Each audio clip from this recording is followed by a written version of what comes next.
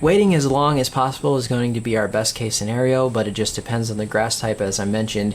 If you use perennial ryegrass like I did in the past, I found that I could wait about 10 to 14 days or so before the existing grass and before the new grass was getting so tall that I really needed to get it cut. Wait as long as you can, but don't let it get to 5-6 inches or something like that where your existing grass is now shading out the new grass and kind of removing the sunlight from it, which is going to help it to grow. Whatever machine you use, make sure your blades are sharpened if you're using a rotary mower. Just try to be as gentle as you can on it and try to get on the lawn, get off the lawn as quick as possible, get a good clean cut on there. And then through the fall time, just keep up your mowing frequently. And I know this is something that people probably don't think is extremely important, but if you can get out there every 3 days during the fall, that would be absolutely amazing to continually cut this, get it to thicken up a little bit. That's going to help you in the next season as well if you can keep that mowing up. So as much as possible, I can't stress that enough, to keep up your mowings, keep your machine running at a high level, keep your blade sharp.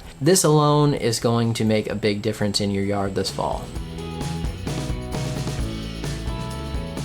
Probably about 4 weeks after the process of initially seeding, that's when I'd probably add another dose of starter fertilizer, or really any fertilizer at that time. It doesn't really have to be starter fertilizer, but that's a good time frame after you've probably mowed once or twice, something around there. That will work well. And what about weeds? So when our grass is coming in, we have to just kind of let it be as it is. Now there might be some existing weeds that come in. Don't worry about these too much at this time, because our whole goal is that over time, by adding this new seed, by mowing properly, by doing all these things, we're going to choke out those weeds naturally. And once your lawn gets thick enough, it will actually choke out those weeds and they will not be able to grow. So don't worry about it too much at these initial stages. So after you've mowed probably 3 to 4 times, usually most bottles will say at least 3 to 4 times, then you can come in and kind of target some of those weeds that might have come up. So keep that in mind, 3 to 4 mows.